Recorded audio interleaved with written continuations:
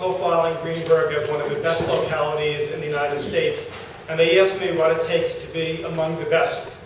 First thing is great residents. We have them. Second, prudent fiscal management. Our town has a AAA bond rating by Moody's and Standard & Poor's. We're one of the top 1% in the United States that has this distinction. You can't do better than AAA. Great services. Services in our town, the police, the sanitation, ambulance, highway, recreation, is among the best. Dedicated employees. They respond to concerns quickly, with a smile. It's not unusual to receive an email response from a department head close to midnight or on a weekend. We try treating everybody as if they're members of the royal family. We make house calls. We listen to your recommendations, and we do little things. We've had a request from the audience for the candidates to stand, if they don't mind, while they're speaking, because it's hard for them in the back. Where's the microphone? Pick us up. You can.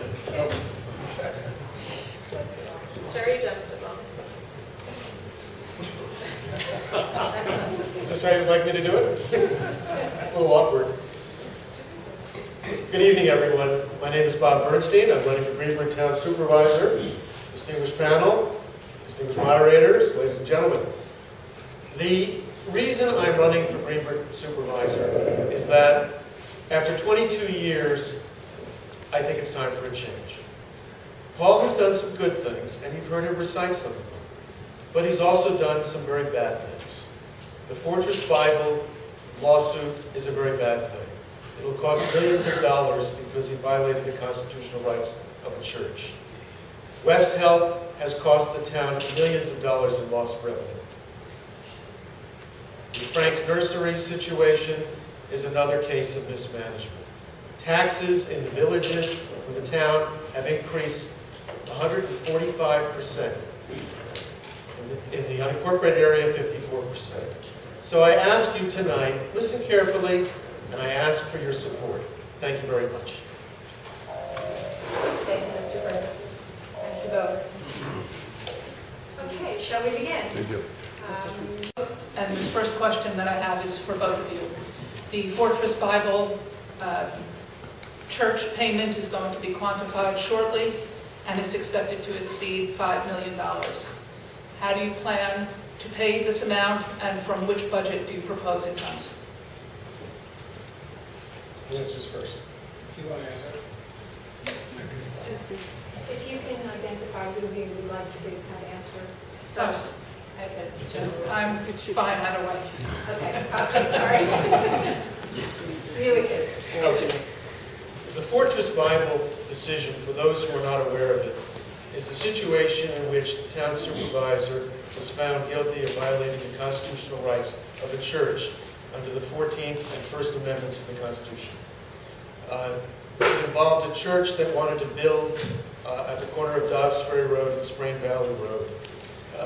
The supervisor asked the minister in exchange for his for approval for a fire truck. The minister declined. And thereafter there was a trial when the church was denied its permits. And the result was these findings, which were appealed and affirmed unanimously by the United States Court of Appeals. The damages could be at least $5 million, probably close to $7 million, once the attorney's fees are counted. I believe this case should have been settled, and settled long ago, because the court was signaling that it should have been settled long ago. Had it been settled long ago, we wouldn't be facing the damages we're facing today, because every day of delay increases the cost of the case. Just by mere fact that we're covering the legal fees of the church increases the damage amount. How do we pay for this?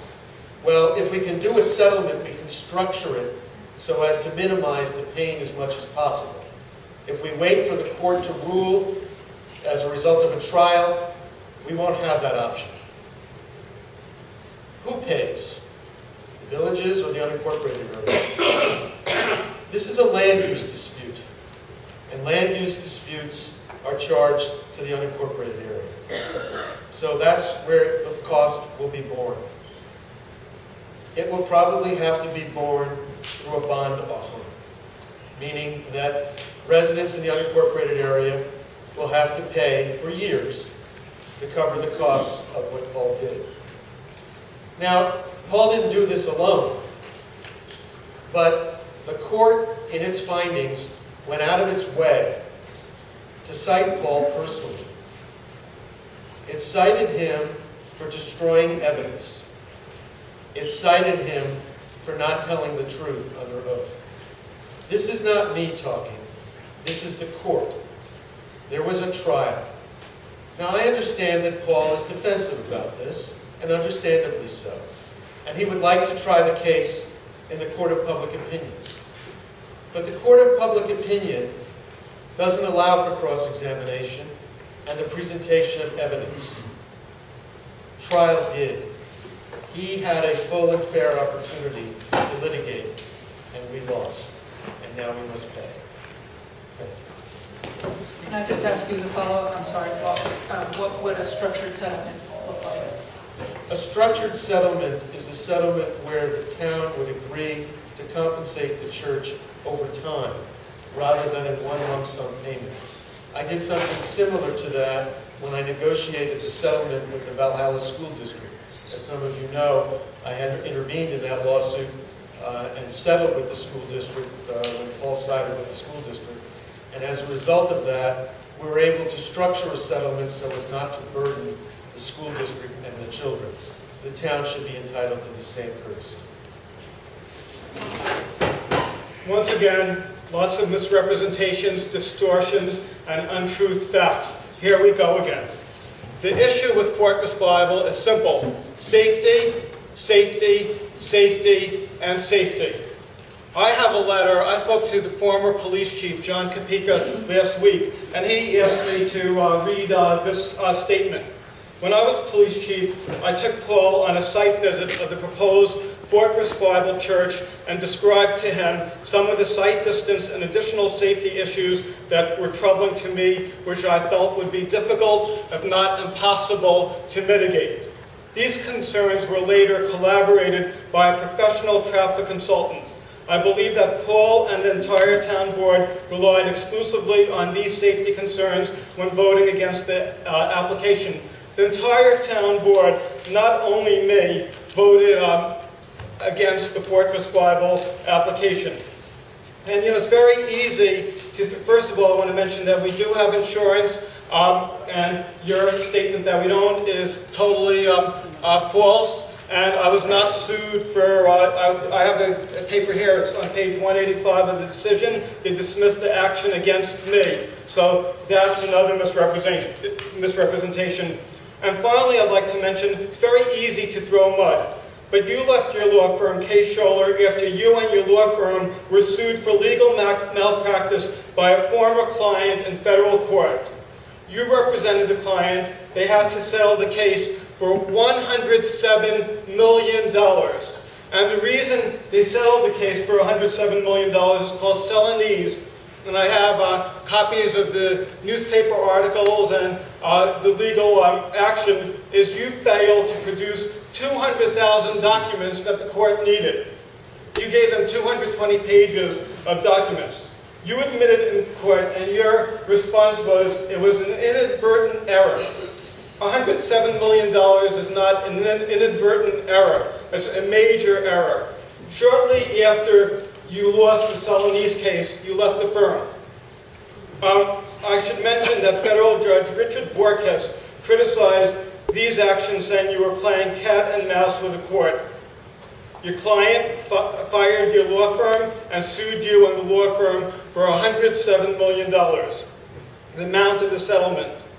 The lawsuit received national attention, and if anybody would like copies of the newspaper articles, I have it here.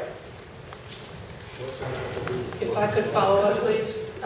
For starters, whether it was an issue of safety or not, the fact is that the town was sued and won what will exceed $5 million. So my question was, how will you pay for it and which budget? And secondly, to establish the record, there are letters from our insurance carriers that say they do not cover willful violations, so that it is a $5 to $7 million outstanding liability, and my question was simply, how are you going to pay for it? First of all, we do not believe that's going to be $5 million. I think you're wrong. There is a damage hearing. There's a trial in federal court on the damages. No damages have been awarded.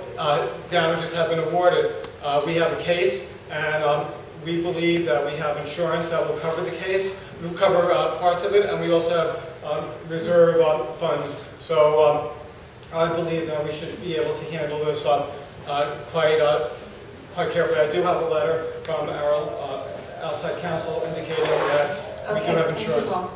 Thank you. You know, you each, and we took it a little bit out of order, but you each have a rebuttal. So it's about 30 seconds. We'll wait until David is set up.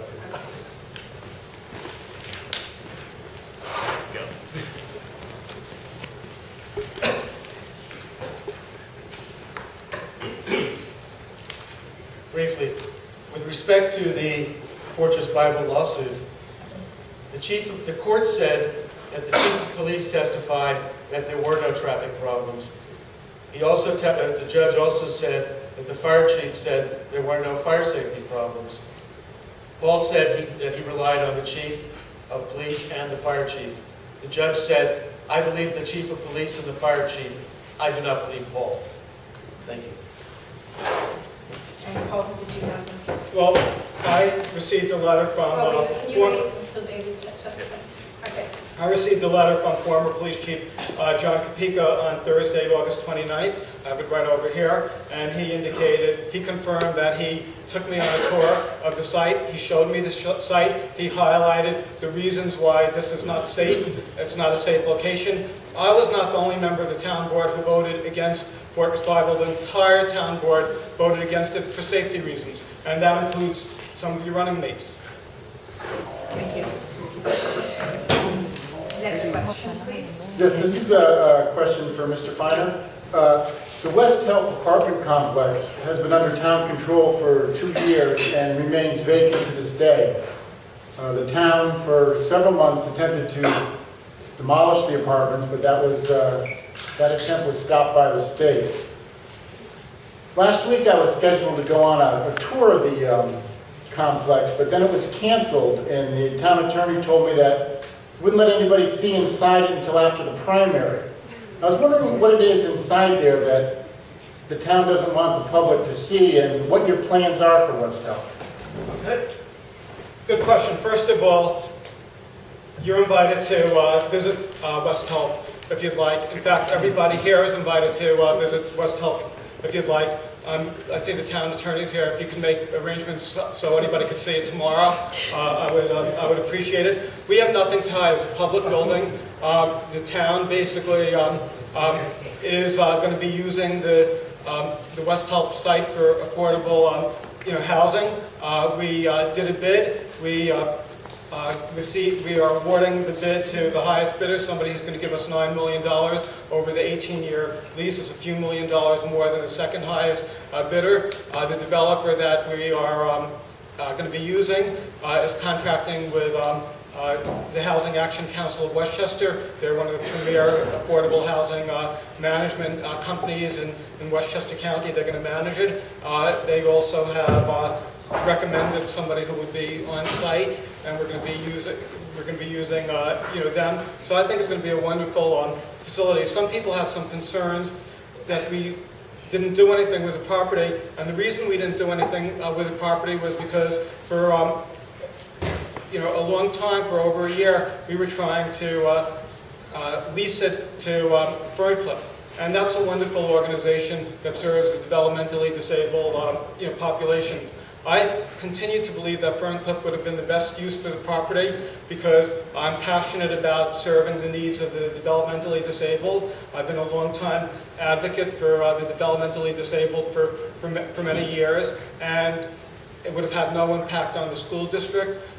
They would have built a brand new building, so it didn't make sense for the town to spend money, your money, taxpayer money, on a building that's going to be torn down and used to provide services for the developmentally disabled population. I also feel that since we awarded the bid, the developer has had to do a lot of work. He's been meeting with the Fairview Fire Department, addressing some safety concerns that they have, and well, that's basically all I'll say. Do you have a rebuttal, Mr. Bernstein? 30 seconds, 30 correct? seconds. Give our time for a chance to set up.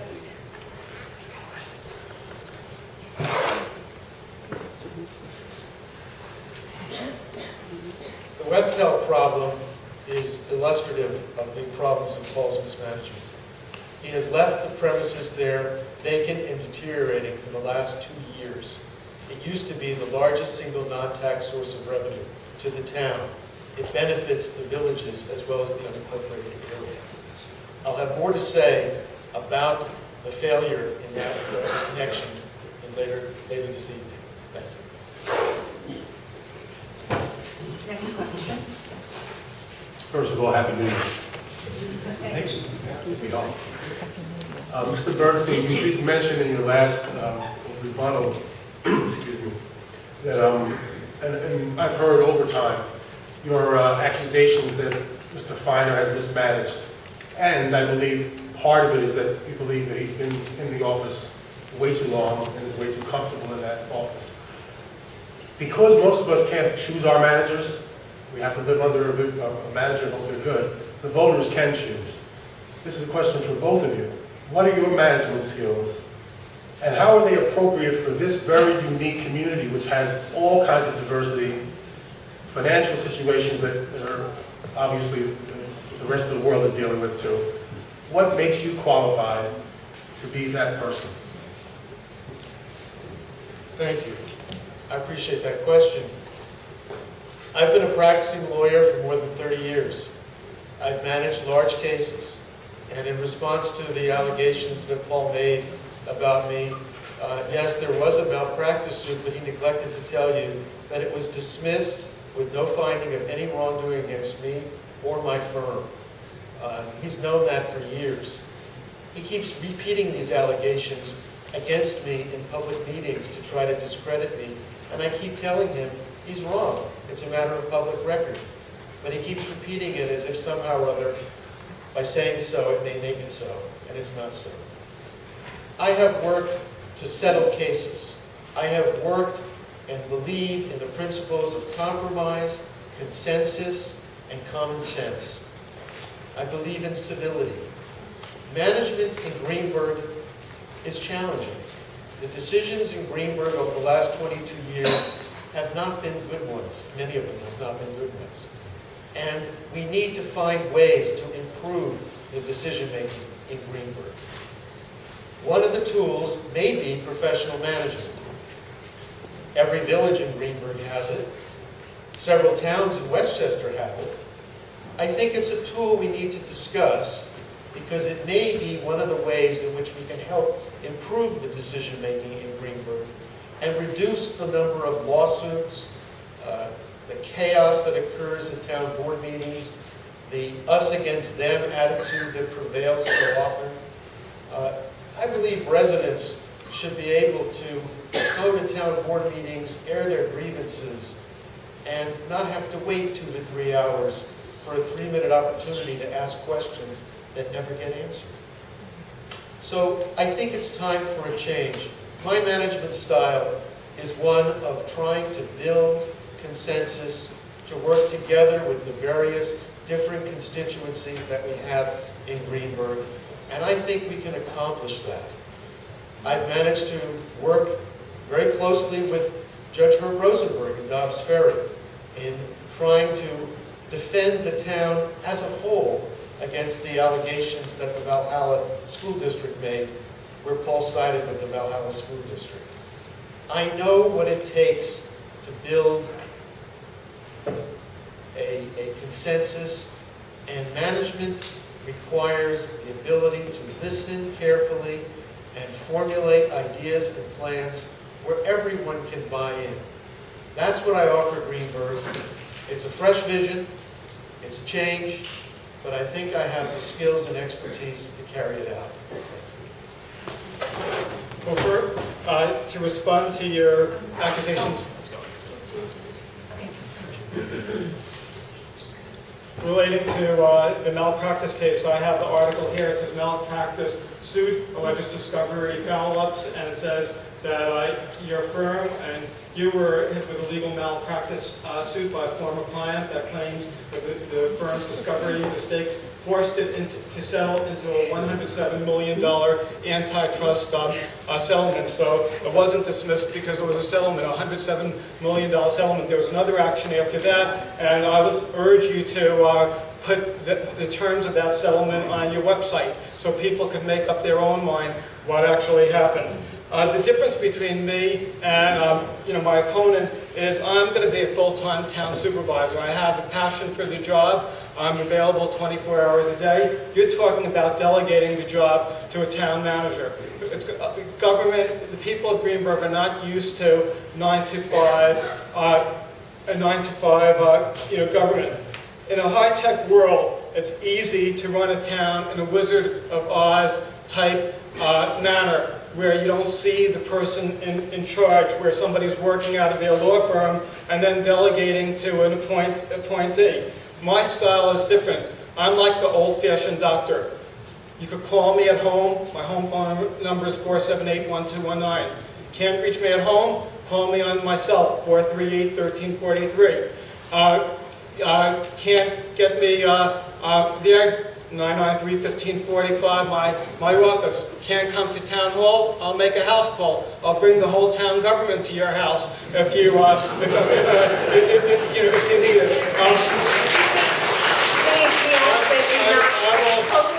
I will never delegate this responsibility to anyone because I have a passion for the job. If I'm on vacation, I'm answering emails, and you could ask my wife.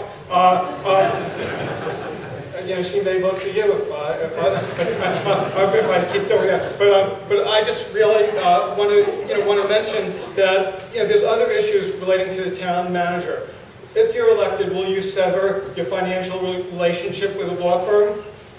Will you continue to seek out clients for your firm? Will you refuse compensation for the work done by others? Will you continue to refer or represent anybody? Will you sever the relationship with a firm? I believe that a town manager form of government is bad for Greenburgh, and I think it's dangerous for Greenburgh. Mr. Bernstein, for rebuttal. Please hold your applause. We really ask that you hold any reaction of any kind until the end of the debate. It's disruptive. Thank you. Thank you, Bob. The issue of town management or professional management is, I think, one worthy of discussion. I don't know what form it would take, but I do think that because the decision-making in the town has been so poor, that we can only benefit from a discussion. Secondly, of course I'm going to be a full-time supervisor. Of course, that's what I'm running for. And that has nothing to do with running a practice of law, which I would have to discontinue were I to be elected. Thank you. This is a not unrelated question for Paul. You have criticized Bob for suggesting that he might look into the possibility of hiring a town manager. But even after 22 years on the job, you recently told the editor of the Scarsdale Inquirer that you have been meeting every week with, quote, retired management consultants that have helped you become better at managing the town. You said, quote, I am reaching out to people who are smarter than I am and have more expertise, unquote. The difference between your group of retirees and a potential town manager is that the retirees report only to you, they are known only to you, and they are not accountable to anyone. The villages all employ village managers. What is wrong with looking into the idea of the same thing at the town level? Well, first of all, it would cost a lot of money. Village managers make more than me. My salary is $127,000. I don't have a car, a town car. I don't put in for gas or mileage or don't have an expense account. And most managers make much more than I make. So immediately you're increasing taxes and increasing the budget. The second thing is I basically feel that I'm doing a great job. We have a AAA bond rating. We've been able to keep our taxes within the 2% tax cap, and many communities in Westchester and around the state have not complied with the tax cap. We have a healthy fund balance and reserves. So, and the services are excellent. People get fantastic responses. There's no need for a town manager, and I think if we had a town manager, people would be shocked because they would see a deterioration in the responsiveness. I don't know of any community anywhere in the United States where you get a response at midnight from the supervisor and from department heads. I don't know of any municipality anywhere in the country where you get house calls. If you have a problem, we go to anyone. So I think we're running a real fabulous town, and I'm really very, very proud of it. I would follow that up with, while there's many good things going on in the town, there's also a number of problems, and you yourself have said that you've sought out outside help, and that's what I was addressing. Right. Because taxes have been rising and assessables have been reducing, so the health of the town is in peril. So if you could address that. Well, we do take advantage of volunteers. I have a group of volunteers that meet not only with me, but with the town board.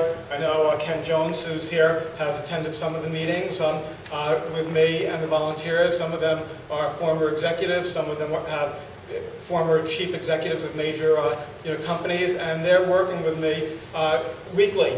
And they're trying to help us manage the town better. My father, who's in the back row over here, he comes in once a week and he looks at the vouchers and just double checks our bills and vouchers to make sure that we're not overspending or spending unnecessarily. So I realize there's a lot of people who are smarter than me, and Mr. Bernstein, about you, rebuttal. Were we to explore professional management, I believe it should be tax neutral, and it should be demonstrated to us at the town board that there are that it will pay for itself, that the savings to be accrued will be savings that we would all benefit from. It has worked in other communities, North Castle, Newcastle, Mamaroneck, Scarsdale, and in every village. I don't see why we can't even talk about it in Greenburgh. I think we should. Please hold your applause. Thank you. Yes, this is a question for Mr. Bernstein. The other day, someone showed me one of Mr. Finer's flyers that he sent out to people in the villages that quoted a 2008 article in the Journal News, and he claimed that you would triple village taxes with the plan that you have regarding parks in the town. Do you still have that plan, or what's your position on tripling the taxes in the villages? Thank you for asking that, David. I have no such plan. The article quoted was from 2008. At the time the lawsuits were brought, there was a law that said that parks in Greenburgh need to be paid for by unincorporated only, but they needed to be restricted in use to unincorporated residents only. Paul wasn't complying with the law. He was opening the parks up. So we asked him about that, and he said, I'm sorry, I'm just not going to comply with the law. If you don't like it, sue me. So we did. Other people have sued him. The church in Fortress Bible sued him. An 80-year-old woman who couldn't get her sewer taxes readjusted had to sue him and won. There are many people who have had to bring lawsuits to get themselves justice in Greenburgh. That's wrong. So the answer is no. I am not going to triple your taxes, but I will tell you this. Since 2007, when Suzanne Berger ran for town supervisor, in the villages, the town tax portion has increased 145%. That's a lot. In the unincorporated area, it went up 54%. That's a lot too. But 145%. Why did this happen?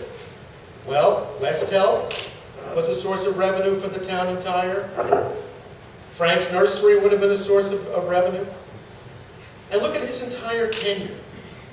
In his entire tenure, when Paul was elected and became supervisor in 1992, village taxpayers' portion of their town tax was about a little less than 2% of the town's entire revenues. Today, it's close to 7%. So you now pay, if you live in the villages, 7% of the town's taxes. Not only that, but the increase, when you look at it percentage-wise, went up 812%. Now, that shouldn't be. And if I'm supervisor, that's not the way it's going to work. The villages pay good taxes to their village governments for the services they deserve and want. When they're being forced to pay taxes to the town for services they don't get, I can understand them being troubled by that. I would be too. So what's needed here is management, to manage the expenses, manage the services, so that together the town and the villages can work to save taxes and spending overall. That's my plan. Thank you. Okay. First of all, you mentioned the town taxes. The typical town, the village resident pays less than about $200 a year, and the town tax increase in dollars is about $14, a year. That's what we're talking about, an increase, which is probably about 10 minutes of your billable hours. But I just want to mention, you were talking about a lawsuit, and I'm quoting from the Journal News, February 17, 2008. And it refers to the lawsuit you filed against the Town of Greenburgh, trying to shift the parks to the village of Ardsley, Duxbury, Hastings, Irvington, Tarrytown, and Elmsford from the unincorporated section of Greenburgh. If he succeeds in that case, village taxpayers receive the taxpayers' taxes triple. Next question. Let's switch to something that might have some agreement. That's possible. And we're all Democrats, yes. As to development in Greenburgh, what do either of you or both of you feel are the potentials for bringing in income? For example, the landmark at Eastview, possibilities for the hotel development there. Is this viable? Is this something that Greenburgh can do, or is this a difficult time for the town to be thinking of it? Which one goes first? Bob. The issue of economic development is another challenge facing the town.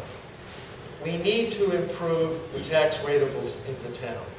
And by the town, in this case, we're talking about the unincorporated area of the town. The villages are responsible for their own areas, although the town and the villages can certainly work together. Landmark at Eastview is a huge complex that's being proposed.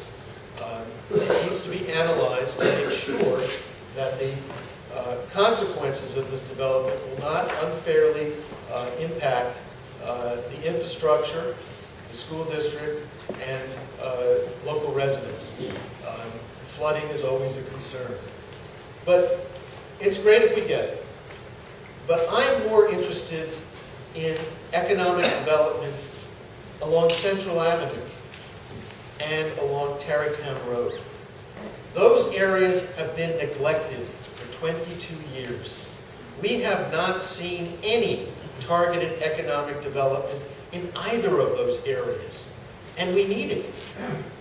You know, those of us who live in Edgemont have seen the European Health Spa sitting there rusting for 22 years.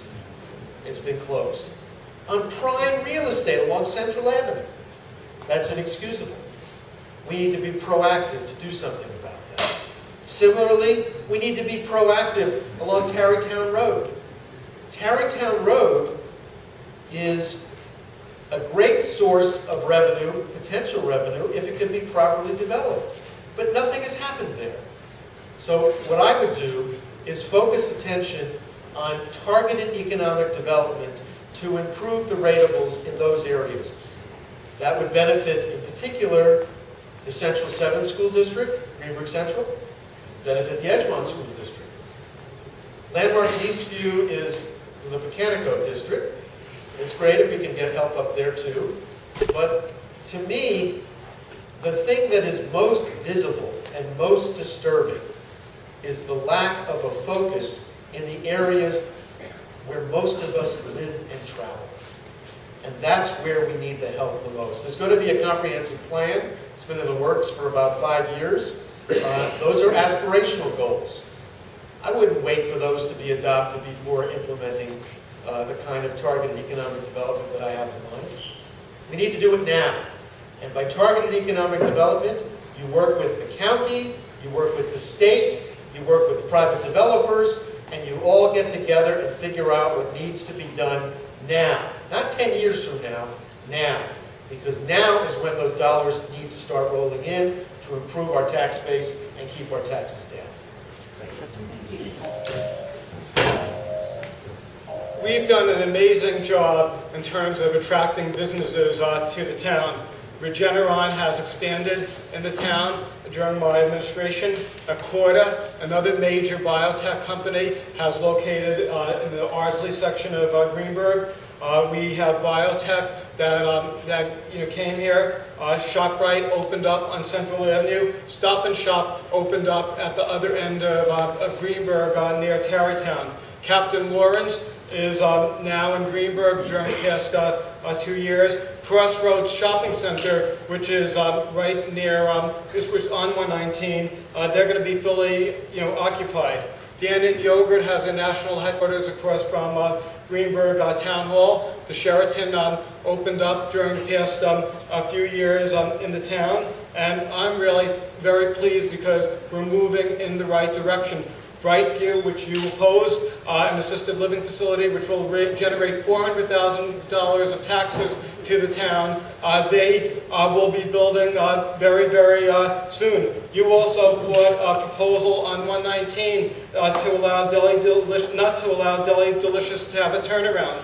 What happened? If you go near the county center, you see a big boarded up sign that says closed. That's your economic development, having built businesses that are closed because we treat businesses like they're the enemy. I remember a number of years ago, Dilmagani wanted to have a little flea market on Central Avenue, and you attended a town board meeting, opposed it, and you got Dilmagani so disgusted, we can't even get him to do anything. The Civic Association in Edgemont, which fought Dilmagani and many of the applicants on Central Avenue on practically everything, I think is responsible for discouraging economic development in Edgemont and on Central Avenue.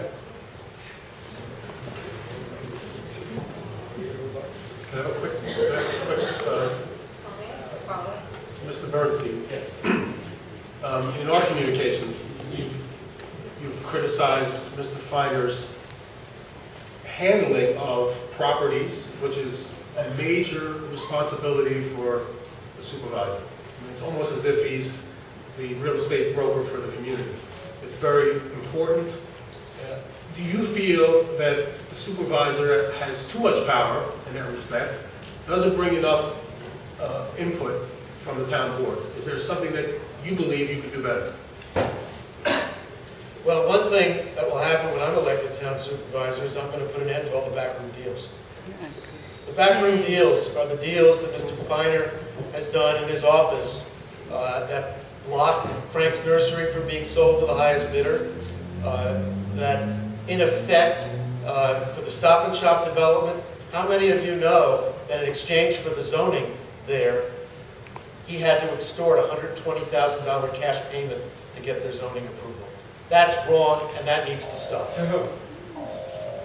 To the town. No, that's not extortion. The town got a benefit. I'm sorry, it's extra legal, it's extortion. Okay. Do you want to rebut 30 seconds? I have never extorted anything. I don't make back deals. In fact, you're constantly misrepresenting, distorting, and coming up with false facts. And I really resent it.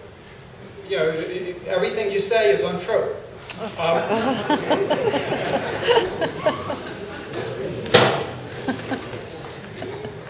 Next question. My last question is for you, Bob. Your campaign literature recently read, quote, "I hate lawsuits and I'm a lawyer." But you have made extensive use of the courts in an effort to effect the change you seek in Greenburgh, especially regarding issues of fairness between the villages and the unincorporated area. As supervisor, how would you heal and solidify the two parts of the town and convince all residents of Greenburgh that you are on their side?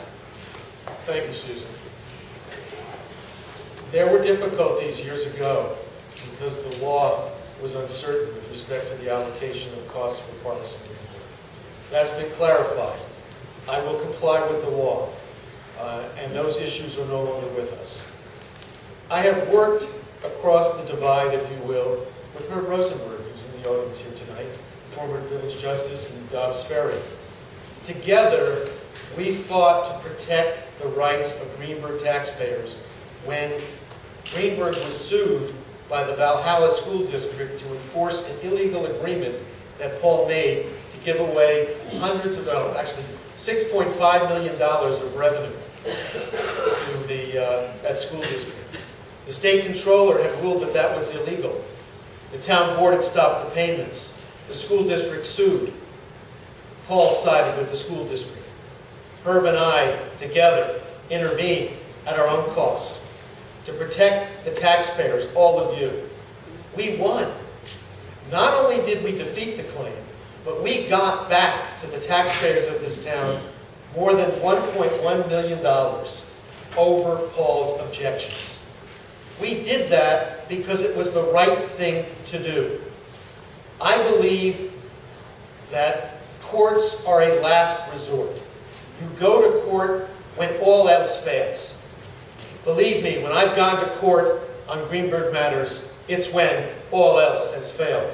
I mentioned before that there was an 80-year-old woman who couldn't get her sewer taxes corrected. This is true. She couldn't get her sewer taxes corrected. In fact, in her entire sewer district, she said they were doing it wrong. She asked the town for help. They refused. She went to the state controller. The state controller did its own investigation. He concluded the town was at fault. She went to Mr. Feiner and said, please, fix this. The state controller's conclusion had a representation from Mr. Feiner that he would solve this problem. He didn't. The woman went to the town attorney. She's on fixed income. She went to the town attorney. He said to her, go to Bob Bernstein. He'll take care of it for you. He'll sue. She did. I did. She got her money. We won. That's no way to treat a taxpayer, let alone an 80-year-old taxpayer in the town of Greenburgh. We need to stop that kind of nonsense. That's why I hate lawsuits. We need to solve problems so that residents don't feel they have to go to court to get their redress. That's not what a town government should be about. Thank you. In terms of the sewer lawsuit, which you spoke so eloquently, you sued the town, and guess what the damages were for the town? $192. Now that cost us thousands of dollars in legal fees, maybe tens of thousands of dollars in legal fees for $192. You're wasting the town's time by constantly suing. And you say you're a lawyer who doesn't like lawsuits, but you do like lawsuits. And one of the reasons the taxes do go up is because of people like you who bring lawsuits that cost the town money.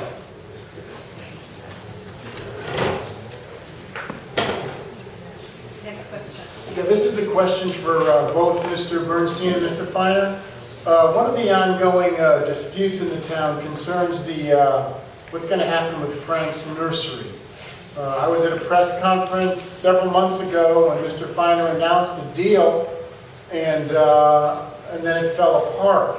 And maybe if both of you could tell me what you believe should be done with the Frank's nursery property. Why don't you go first, Paul? Okay. We acquired the property by foreclosure a couple years ago. And we did a bid. We basically put a sign outside Frank's nursery offering the property to anyone who wanted it. We have 3 bids. 2 people wanted to buy it for about $1 million, one a little under, one a little more, and Game On wanted to lease it for 15 years. House of Sports did not compete because they said, and they testified at a town board meeting, it was near high tension wires. The owner of the House of Sports said he would never build near high tension wires. He would not build at that facility.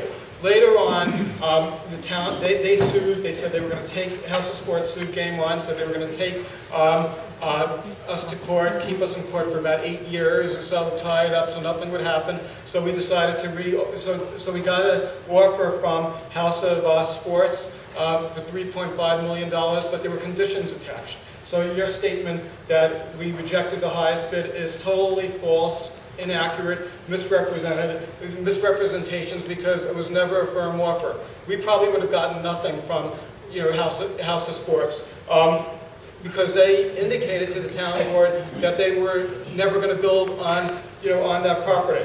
What we're doing now is we're going to be doing another bid in the fall. We're going to give everybody till January, February to submit a bid, and then we're going to sell it with no conditions to the person who has the highest bid. They'll have to come up with 100% of the money by February 1st.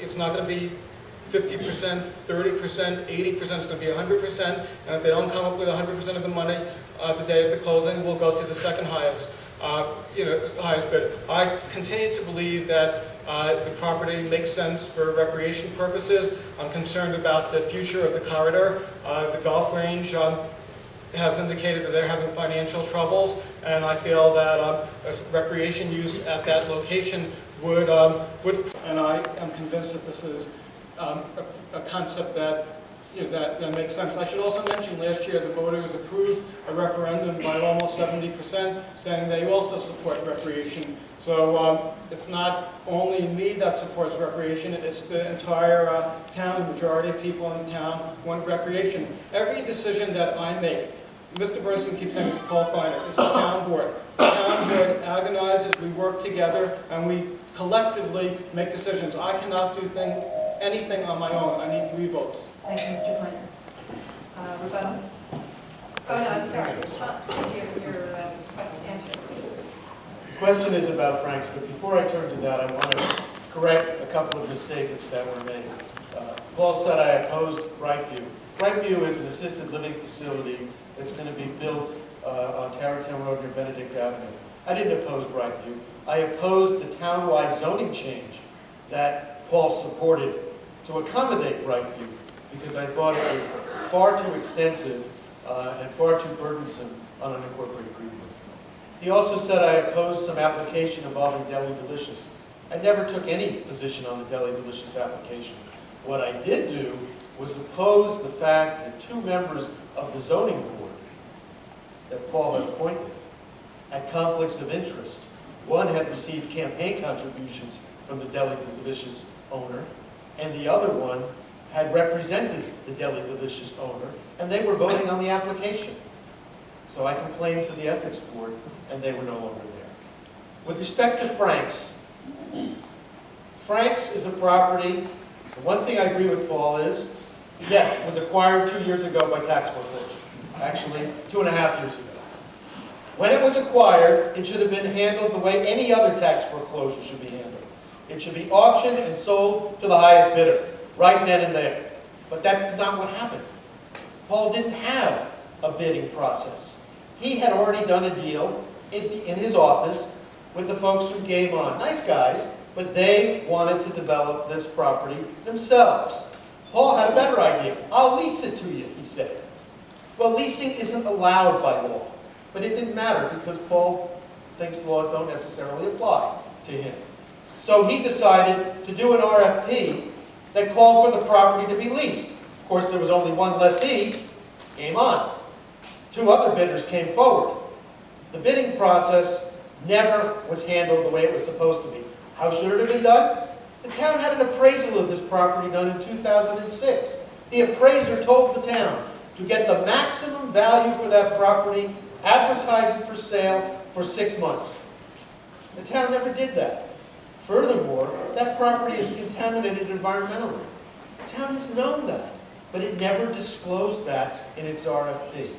Well, when House of Sports came along, they're an Ardsley-based company, they offered $3.5 million, which was double what the other guys were offering. For my money, you take the money. Had the money been offered and taken and accepted, village taxes would not be rising, because that's money that goes to the A fund. That reduces the tax burden that village taxpayers pay. That's what's supposed to happen. That's what the law requires. That's what Paul should have done, but didn't do here because of his backroom deals. First of all, another example of misrepresentations. First of all, the reason we decided to lease the property initially rather than sell it was all the members of the town board, or the majority of the members of the board, wanted to eventually have the property under our control for a potential use for police headquarters or a courthouse, which is needed, but we can't afford it right now. 15 or 20 years, maybe we would want to use it for a police or courthouse. Also, we thought the property would appreciate over 15 years, and we'd get more money in 15 years, and now in a recession. The problem with Paul's solution was that he knew that he didn't have a police or courthouse location. And the reason he didn't is that he squandered the money that had been set aside, money that village taxpayers have to contribute to pay for those things. He used it to fund operating expenses. So naturally, he was concerned. But that doesn't give you a reason to skirt the law, and the law required that the property be sold, not leased. He ignored the law, and we paid the price. Where do you see a balance, a balance between social services, services to youth, to seniors, which are often cut, and balancing the budget for the future? How best can you serve the taxpayer in keeping those services at the same time keeping taxes somewhere that's reasonable? Who's first? Bob, I'm sorry. The town provides social services through a program through a department called the Department of Community Resources, which operates the Theater Young Community Center. The Theater Young Community Center has been in existence now, serving economically disadvantaged Greenburgh for nearly 50 years. And it's an important resource in the town. I call it the crown jewel because the programs it runs there are extraordinary. Those programs serve children who are at risk, children who need homework help because their parents work during the day. It also serves seniors who are economically disadvantaged. It is a challenge to keep those programs afloat and thriving and flourishing. And the challenge can be met by doing the following things. First, we need a needs assessment. We need to know today what exactly is needed in those communities. What services do they require? Secondly, what do those services cost? And that needs assessment needs to be conducted by the staff and by the advisory board there, and in conjunction with the town board. Secondly, once we know what the needs are and what the costs are, we need to know what the revenues will be to cover the costs. The revenues are federal revenues, state revenues, private contributions, if any, user fees, and tax dollars lastly. They need to know, and we need to know, what that budget really looks like. And then we can prioritize and give attention and resources and money to the services that are required there. That's what we need to be doing. Paul has cut those services. An after-school program that provided homework help was cut.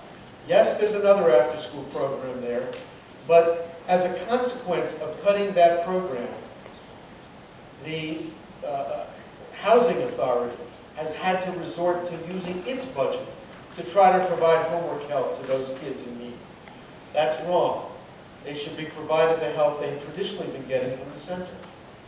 Seniors have seen their funding for programs at the community center cut by 25% under Paul since 2007. That's wrong. It's not a lot of money.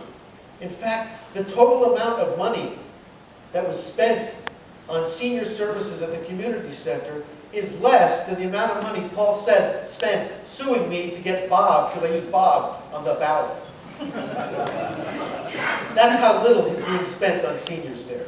So yes, it's a priority. Yes, it's a priority that I would see being fulfilled and satisfied. And that's what I would like to see from them. Mr. Bernstein, you're flip-flopping constantly.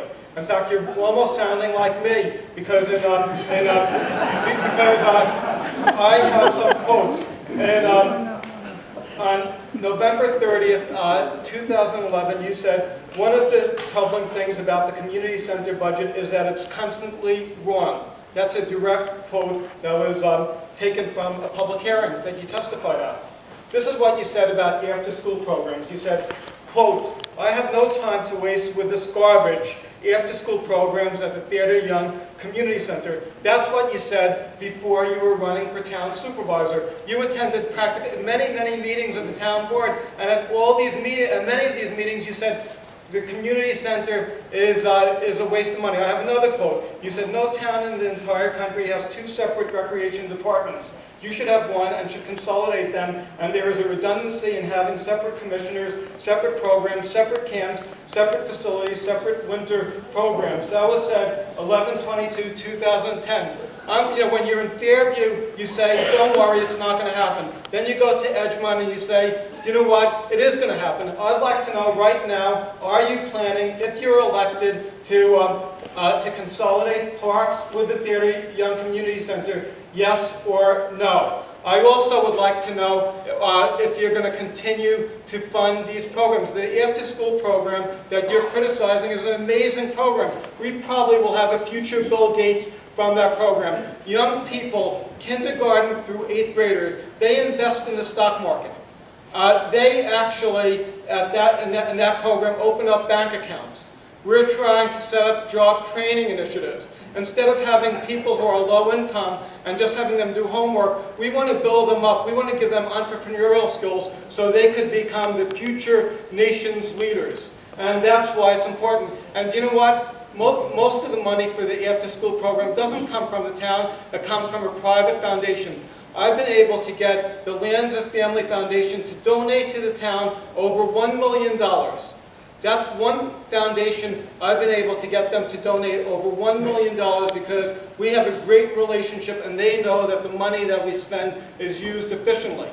The Lands of Foundation feels this is one of the nation's top after-school programs. And you know what? You want to get rid of it and go with something third class. Rebuttal, please. Sure. Wait just a moment.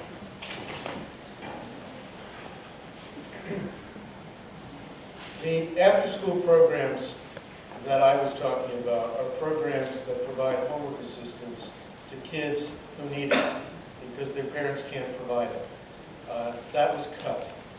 It was replaced with a program, as Paul says, that provides kids opportunities to learn about the stock market.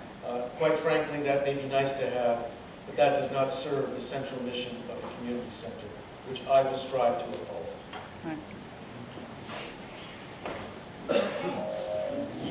Well, thank you very much to our panelists. We will entertain more questions, and if you haven't gotten an index card, Randy Clipstein has some more, and we'd like you to please write them down and submit them back to Randy. Please raise your hand. And how can you improve and better it? I could start, Mr. Feiner. I was one of 6 national recipients of the Common Cause Public Service Achievement Award given to me by Archibald Cox in Washington, D.C. And one of the reasons why I'm so passionate about open government is because I honestly believe in interacting with the public. I'm at supermarkets every single week chatting with people. I make house calls. We have neighborhood meetings. We listen to the community. We have interactions With the community, people call me all the time. I answer emails, usually 11 o'clock, 12 o'clock, 1 in the morning. Open government means listening. It means having interactions with the public, and that's what I think I do well. And we learned from citizens before. We were talking about the fact that I use volunteers as advisors, volunteer retirees. What I've generally done is people who criticize me or are critical of aspects of the town, I invite them to be part of the town government. Yesterday I was at the Chico's and somebody talked to me about land use. He had some concerns. I asked him if he wants to be involved with the Conservation Advisory Council. He said yes, and he's going to start attending meetings.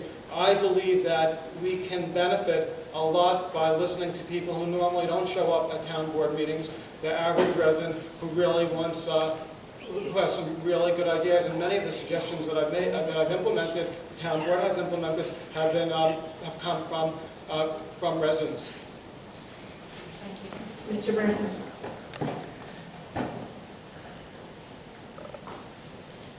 Open government to me means transparency in everything that the town does. Paul did get the award from Common Cause, but that was in 1996. A lot has happened since then, some of it not very good. Town board meetings are chaotic. Much of what occurs behind closed doors.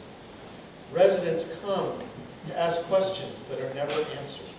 They have to wait 2 hours for the opportunity, sometimes 3 hours. In one meeting in April, there was supposed to be a budget hearing on 2 important issues, a public hearing on 2 important budgetary issues. Paul was sensitive to criticism. He didn't feel like hearing it that day. So he started the meeting before the public arrived On time. and closed it 7 minutes and 31 seconds later. It's on tape. You can see it. A meeting that was to discuss an $11 million borrowing by the town. 7 minutes and 31 seconds, open and closed before the public could even arrive. That's not open government. That's a mockery of open government. And Paul's response at the time was, don't blame me if the public lets me get away with it. It's your own fault. That's wrong. That's not open government. That's contempt for open government. I will bring open government back to Greenburgh. I see no reason not to. Everything we say and do should be open and should be discussed publicly. And these advisory boards, these committees he establishes, Paul's very careful when he establishes them to make sure they're not subject to FOIL or the freedom or the open meetings law. So you can't even get their documents. That's wrong, and that will end. Cronyism will end when I'm elected supervisor. Thank you. For updating real estate assessments, commercial as well as residential. I guess Mr. Bernstein will take that question. Yes. Reassessment, or reval as it's called, is long overdue. It hasn't been done in Greenburgh since, I think, 1956. That means that we are penalized, and our school districts and our villages are penalized because they must pay inordinate sums in tax settlements every year. Some of the districts are able to budget for it. Some of them are so extraordinary that they have to borrow to be able to come up with the money. That's wrong. It's inefficient. So yes, we need reval. We need it now. We needed it 10 years ago. Other communities have been able to do it. What Paul has said is, well, let's let Westchester do it. Always, let's let somebody else cover the cost instead of us. Well, all well and good, except when that's not happening. And it's not happening. Other communities have been able to do it. Scarsdale, Rye, Bronxville, to name a few. They've all done it. It's all worked. And what it does is it puts real estate values, commercial and residential, on an equal footing based on 2013 values, if that's where we're at doing it, or next year 2014 values. Paul decided to partner with other communities. Good idea. But he did it in such a way that the RFP isn't due until until October. He sent the RFP out in February. This is called slow walking a decision. We need to be proactive. It needs to be done. There are some issues involving fairness that need to be addressed, but we can address them. The state of New York has given us the authority to address them, and we need to take responsibility to do it. So when I'm elected, it will get done. It will get done promptly, efficiently, and fairly. No more delays. Thank you. Two quick points in rebuttal to your comment about starting the meeting on time. We did start the meeting on time. Nobody was there. So after we waited a few minutes and nobody showed up, we did the work that we had to do, and then we postponed the hearing to the next meeting, so everybody had an opportunity to testify at this next town board meeting. In terms of open government, I forgot to mention that you're not really that great with open government because you had a meeting behind closed doors dealing with the drone war action, and you wrote a deed. You wanted the owner of the property to deed the property, I have it right over here, to you. It says over here, a limited liability having its principal place of business it will be deeded to Robert Bernstein, an individual residing at 48 Old Colony Road in Hartsdale. And so basically, that's something I would never do. And then the last paragraph of the deed, the drone war deed that you wrote indicates that the agreement shall be confidential and shall not be disclosed to any third party. You basically told the Edgemont community that you were against multifamily housing, and then you were negotiating in secret to allow for 10 units of housing to be built, and you never consulted the community. In terms of reassessment, I just want to mention that the Town of Greenburgh is going to be doing a reassessment. The town board unanimously approved the reassessment, and we provided real leadership on this issue. We were able to persuade the city of Yonkers and many other communities, many of the communities in Westchester, to implement a reassessment plan. The reassessment is going to be starting probably half the parcels in the county, later this year, and that took real leadership. And it took political guts, but basically we had a lot of meetings, we had a lot of community interaction, and the town board unanimously approved it. So I'm proud of my record.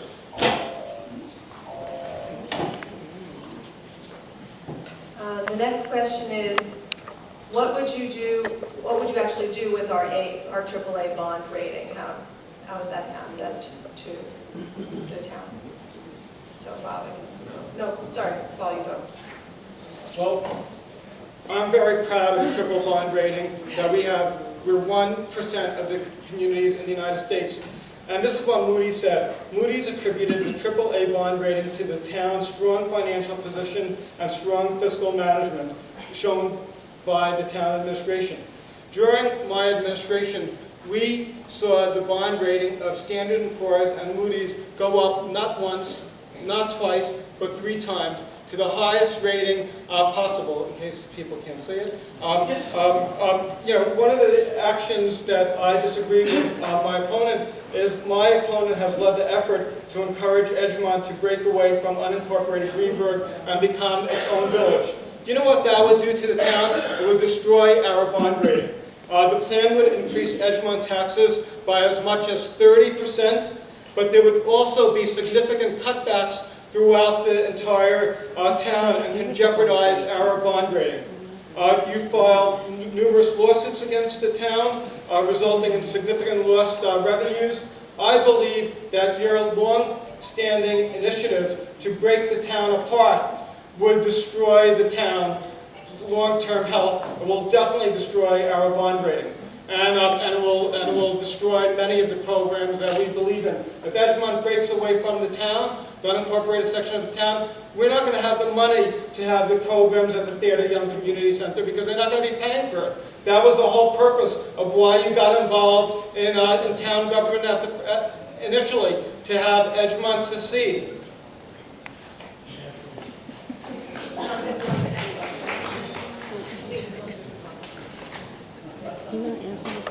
Didn't answer the question. I believe the question was, what would I do with the AAA bond rating? Yes, exactly. Here's what we need to do. A AAA bond rating is a good thing to have, but not if you don't do anything with it. the town's infrastructure is sorely in need of improvement. There's a study that shows that the town pools at Veteran Park are in danger of being shut down by the County Board of Health because they've outlived their useful life. The town's own consultants estimated the costs of replacement there to be between $8 million and $10 million. And the longer we delay, the more expensive it becomes. There are other issues that need attention, that require the town's use of its bond rating to borrow money. The recreational infrastructure, tennis courts, the water mains that have been neglected. There is so much to be done. Sidewalks that haven't been maintained. The list just goes on and on. Curbs that haven't been done, flood mitigation measures that haven't been addressed. You need to be able to have a balance between having a good bond rating and a responsible program of capital improvement that takes into account the needs of the town for the future. Not the present day, hey, we got a bond rating, isn't that wonderful? But things that result in tangible improvements to the town, so we all benefit from that. Lastly, let me just address Edgemont Corporation. If I'm elected and we have proper and sound management brought back to the Town of Greenburgh, I'm pretty sure that Edgemont and any other part of Greenburgh will be happy to stay part of the Town of Greenburgh. There's no reason to incorporate if the Town of Greenburgh is run properly. Thank you. Please hold your arms wide. You can smile and frown. Don't make any noise. With 60% of the 5-member town board needed to override the tax levy cap, as town supervisor, having 1 of 5 votes, would you vote or have you in favor or against? I believe in the New York State imposed tax cap because it requires that elected officials exercise fiscal discipline, a fiscal discipline that has long been absent in the Town of Greenburgh. As I said before, if you live in the villages, your town taxes since 2007, when Suzanne Berger challenged Paul, have gone up 145%. And in the unincorporated area, 54%. Now, the tax cap was enacted for that very reason. So, would I support overriding the tax cap, whatever the number may be, and this year they're talking about it being 1.6% as opposed to 2%. I don't want to be the guy to override that tax cap. I want to live within it. I want us to make it a priority to go through that town budget and balance it. Not with one-year gimmicks, not with using property sales to pay for operating expenses, not with draining reserve funds to the point where they're almost non-existent.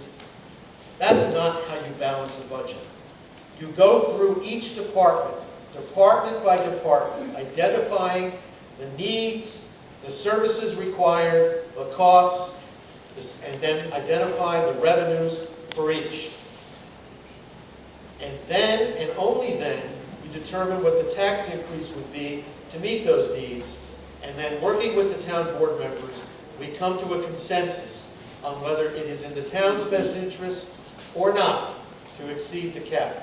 Unlike school boards, which require a 2/3 vote of the voters to override, the town board was given an easy pass by the state. It just takes 3 members of the town board to do it. That's too easy a task. I would impose discipline and not exceed. Thank you. First of all, I think it's important to compare Greenburgh with the rest of the county. In my hand, right over here, I have a list of 25 communities in Westchester County. And we compared the tax increases during the past 10 years. And Greenburgh, out of 25 communities, was the 5th lowest community in terms of the tax increases, and it's right over here. Then we should also compare the value of your taxes. And in Greenburgh, the cost of our government and municipal services is far less than other communities in Westchester. Harrison, Eastchester, Mount Vernon, and other communities have higher taxes. You were talking about depleting the fund balance. We have right now $14 million in the A budget and about $20 million in the B budget in terms of savings. And the whole point of a savings account is to use it in a deep recession.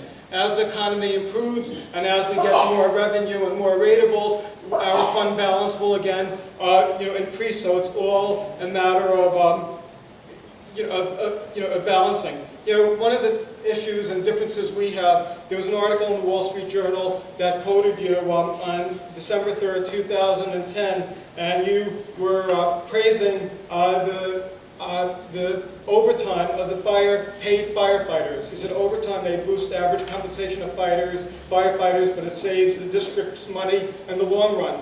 I believe that there's a lot of abuses in terms of overtime at all levels of government, and that's something that I want to put an end to. So these are just some issues. I personally believe all your lawsuits against the town have hurt the town tremendously, and secession would result in significant tax increases for Edgemont and the rest of the town. I think the EVAC reports a 30% increase in Edgemont alone. And I don't understand why you're supporting that. Okay. The Greenburgh Police Department has less officers per capita than does the village of Elmsford, so this person says. What can be done to increase police protection? Well, first of all, we are almost at a historic low in terms of crime in the town, and that's because we have an outstanding police department. One of the differences between me and my opponent is my opponent wants to eliminate a very important program, the SWAT team. It's a special weapons and tactics team. It's comprised of police officers from the town of Greenburgh, the villages of Ardsley, Dobbs Ferry, Elmsford, Hastings, Irvington, and Tarrytown. And why this program is so important, God forbid, if we had a terrorist attack, or if there was an incident in the schools, I sure want the SWAT team there to protect my family. And you want to eliminate a program that people in Connecticut would have loved having. And I think that's a disgrace. We don't know in this difficult times when there's terrorism and horrible things happening, whether we need a SWAT team or not. But if God forbid, we ever do need it, I want them there for every one of the people in this room and every one of the people in the town. And if we eliminated that program, and God forbid there was an incident, the town board would really be yelled and screamed at by our residents for not being proactive. So one of the commitments I have is the SWAT team stays during the next 2 years. And I'm going to fight real hard to make sure that the town board never cuts this important program from the budget. Thank you.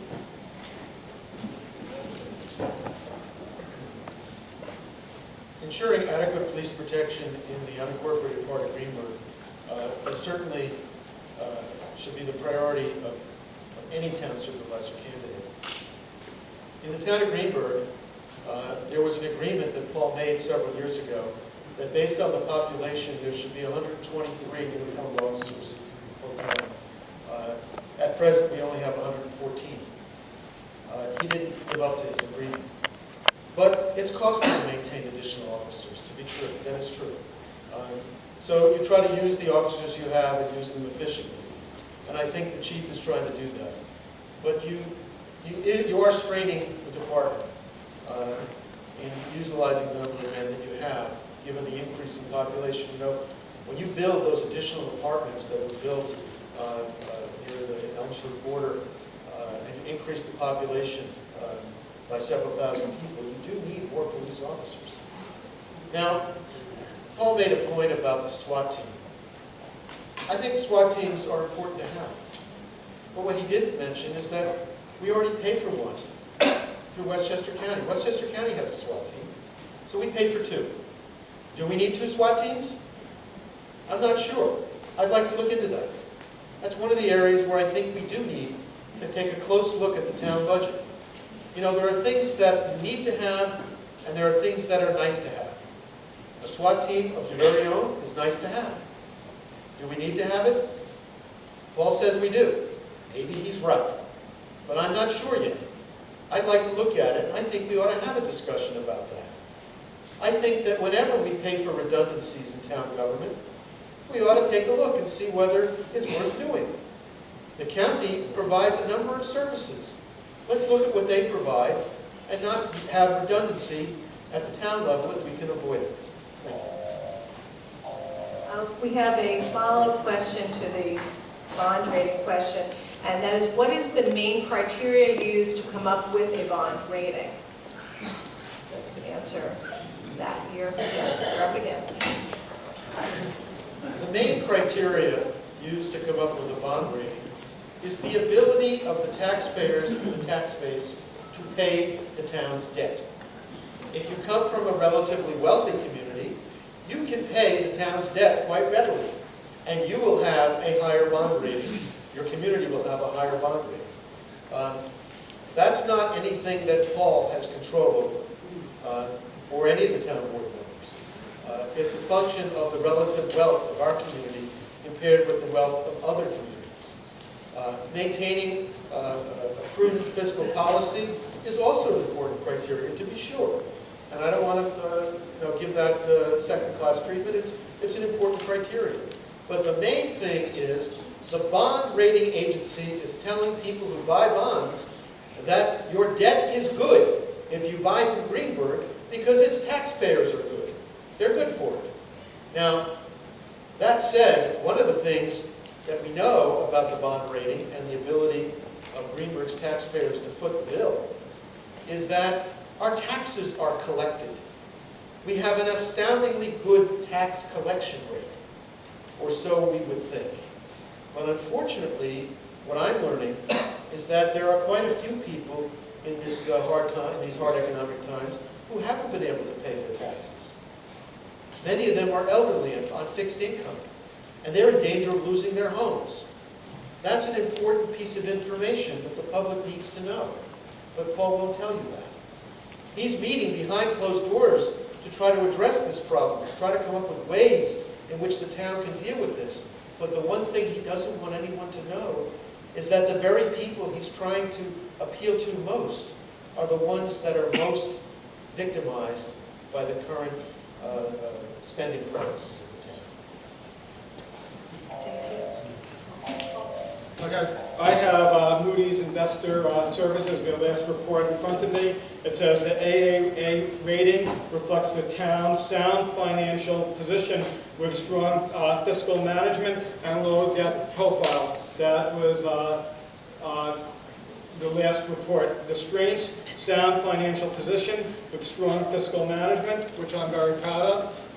Affluent and sizable tax base, below average debt profile, which I'm also proud of. Then over here, on another page, it says Moody's expects the town will continue to maintain a healthy financial position given conservative budget practices. That's excellent management, and that's what I'm good at, and that's why we don't need a town manager, because so many other communities in Westchester that have professional managers don't have a AAA bond rating, because we make sure, the town board, that we do everything right when it turns out, when it's fiscal, and we're careful about how we spend your dollar. Then they also, over here, there's a whole bunch of other positive things that they mentioned, but they do say that they expect the town's fiscal health to remain strong and positive. And again, I'm very, very proud of our town board and our controller and all the department heads for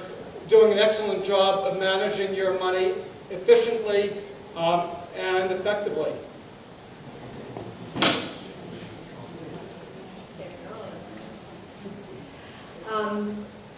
In the effort to keep taxes low, what are you prepared to do regarding labor contracts, for example, pensions, medical contributions, those types of issues?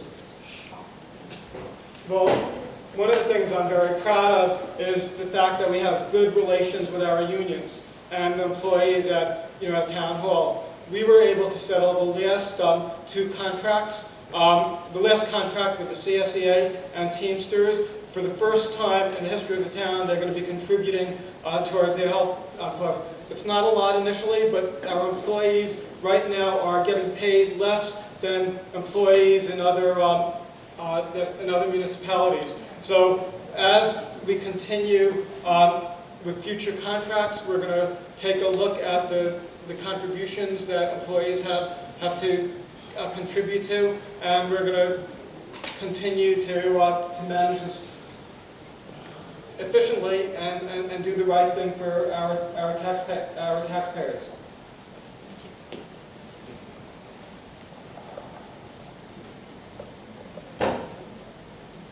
There are three main labor unions that the town deals with. The CSEA, the Teamsters, and the police union. In order to negotiate the best contracts for each of them, the town must be proactive in understanding exactly what neighboring municipalities are paying. Because neighboring municipalities, ultimately, the average that they contribute will ultimately determine, if we ever went to arbitration, what Greenburgh would ultimately have to pay if we didn't agree voluntarily.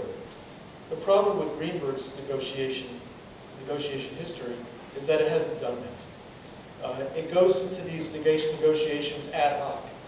As a result, years go by with unions working without a contract, because at least they get to keep the benefits they have, and they're not incentivized to negotiate.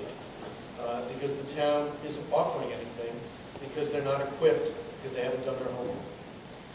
So, to me, the most important thing is to be armed with the knowledge and the skill to be able to negotiate intelligently with our labor base, to treat them at all times with respect, but knowing that, yes, in today's economy, they are expected to contribute more for their health, their pensions, and other benefits.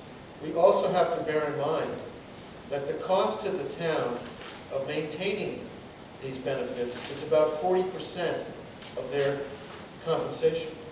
So it's an extraordinary cost, but one that we need to rein in as carefully as we can. And as I say, the best way to do it is to do it intelligently, by doing your homework and knowing exactly what everyone else is doing, so that you are bidding on the same turf. Thank you. 715 Dobbs Ferry Road is zoned for residential use. Since we need affordable housing, would you consider housing instead of sports usage for that location? Yes, right, yes.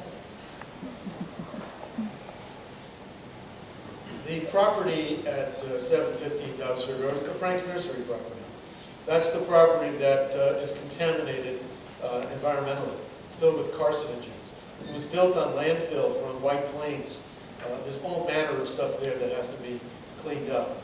I would be very reluctant to allow any kind of housing, much less affordable housing there, without ensuring that it be cleaned up, and who's going to pay for it?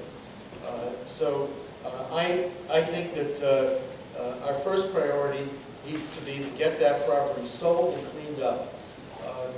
As far as it being zoned residential, whoever buys it takes subject to the existing zoning. They may want it for a sports facility. It might be ideal for an assisted living center. We don't know. Frankly, I would sell it to the highest bidder and let them take the risk as to what we can get for it, what they can do with it. But I think we have to do this now. Affordable housing is something that the town has done well at. The only criticism I have is the ghettoization of it. Affordable housing is something that you don't put in mostly black neighborhoods because it's there. You put it where you can. That's why I supported the rehabilitation of the West Health properties, West Health apartments, 108 apartments that have been left abandoned for the last 2 years with no income to the town and the threat of the county taking them back because the town has squandered this important resource. That's why we need to encourage affordable housing where we can, knowing that Greenburgh has done a relatively good job with its set-asides. In Greenburgh, we have a 10% set-aside for any housing developments. But we can do more, and we should.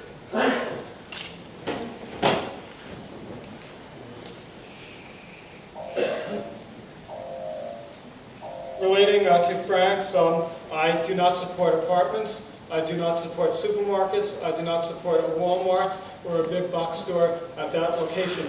I basically would like to see residential housing or a recreation use for the site. We're going to be having a comprehensive plan that's going to be released in the fall, and I hope that when we go out to bid, which will be in the fall, with an award made probably in February, that the purchaser of the property will comply with our comprehensive plan, because they're going to know exactly what is permitted. Relating to affordable housing, I should point out one of the things I'm proud of is Greenburgh is one of the few communities in Westchester County that is exempt from having to comply with the federal housing discrimination lawsuit, because we have done more than our fair share in terms of building affordable housing and improving affordable housing in the unincorporated section of town. So we kept you, my policies have kept the town of Greenburgh out of a lawsuit. You talked about the ghettoization of affordable housing. Well, you opposed affordable housing, the West Head affordable housing in the Fulton Park section of the town, which is not an African American community. It's basically a middle income, middle class neighborhood right near the county center, right near 119, within walking distance of the White Plains train station, within walking distance of Central Avenue bus stations, and the city of White Plains. So you're really being hypocritical, on that, and you were playing politics with the people whose support you were trying to get. Thank you. Do you support the LELI, which is Love Them and Leave Them, money-saving leaf mulching campaign started here in Hastings, Norrington?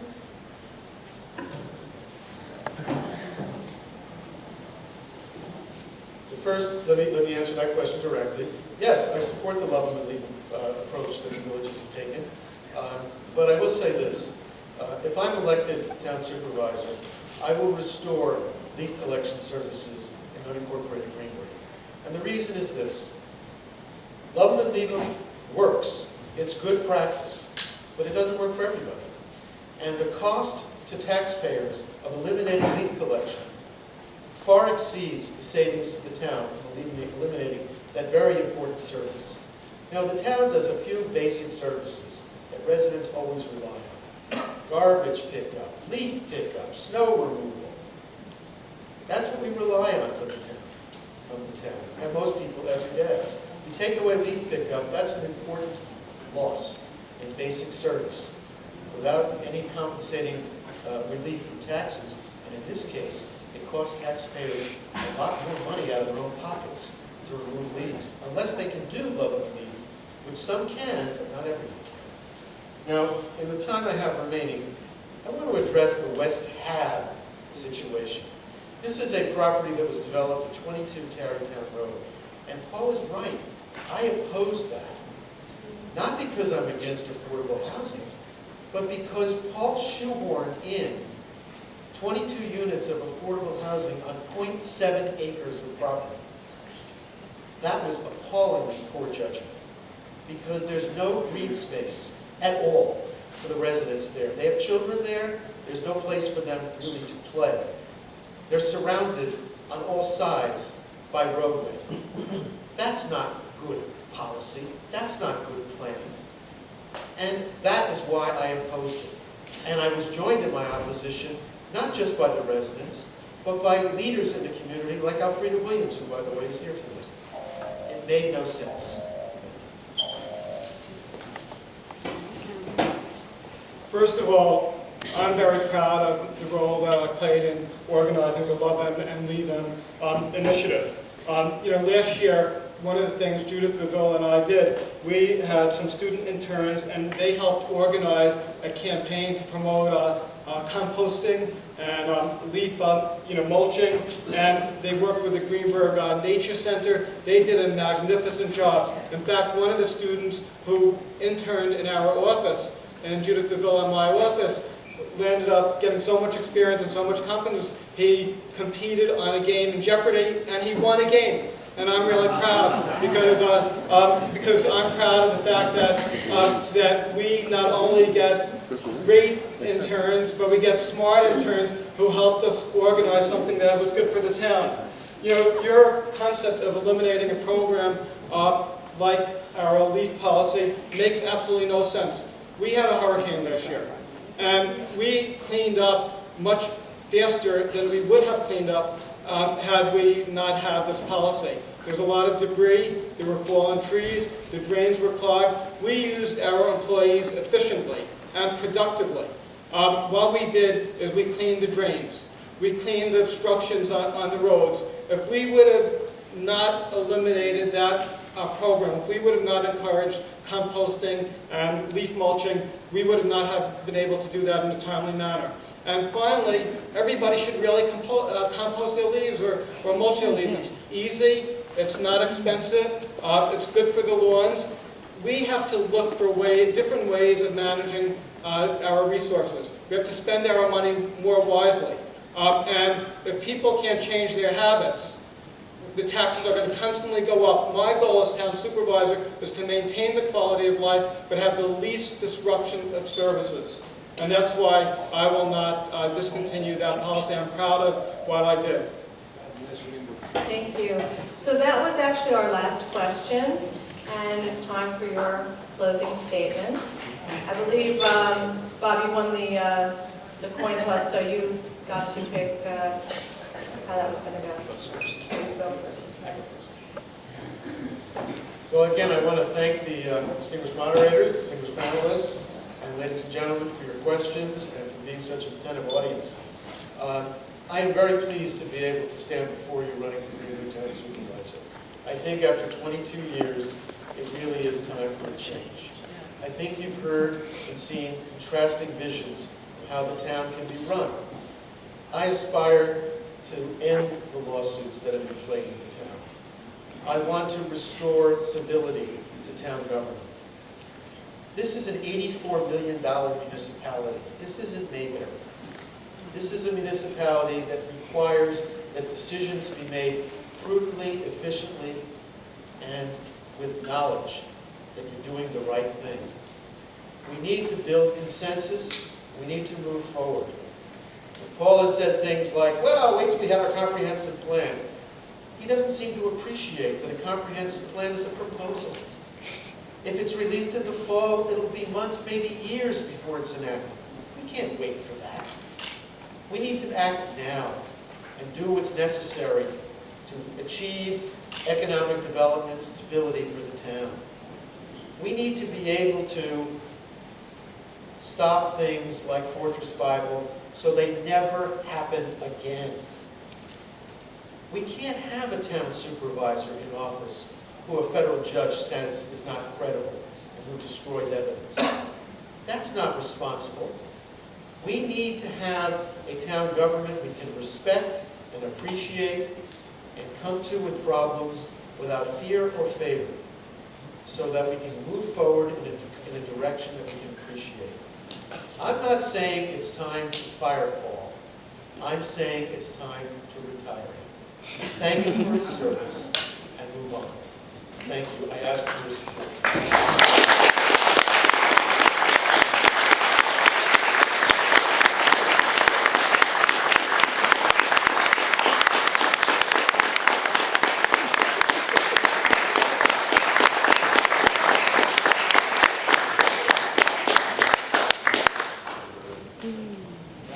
Bob, there you go again on the Fortress Bible case. I did not destroy any evidence. The Japanese have a word that is kaizen, and that means, kaizen means continuous improvement. It reflects the philosophy I believe in, that everything can be improved. When it comes to a town, I believe there is no one area that cannot be improved somehow, and I intend to make sure that all departments, not just one, continually look critically at themselves and come up with ways to be more efficient and effective so we can meet the budget challenges we are facing and improve services to our constituents. We live in a world of mass communication, and that's good, but there's no substitute for personal service. I love helping people. I want to continue to help people. In a high-tech world, one can run the town in the Wizard of Oz way. You'll never see them because they'll be working full-time on another job. My style is different, like the old-fashioned doctor. You could email me. You could phone me.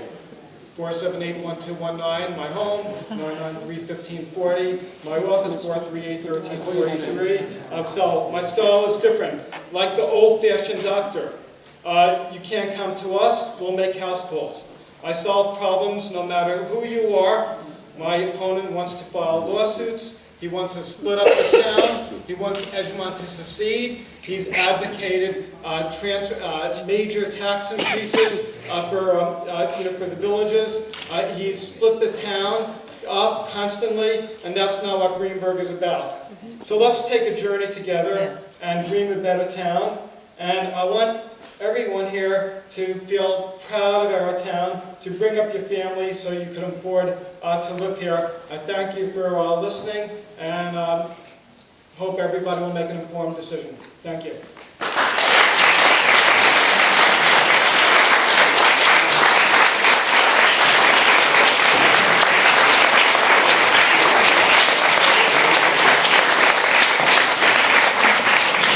Thank you very much, everybody. I'm so glad, we're also glad that you were able to attend. And please, don't forget, September 10th is primary day.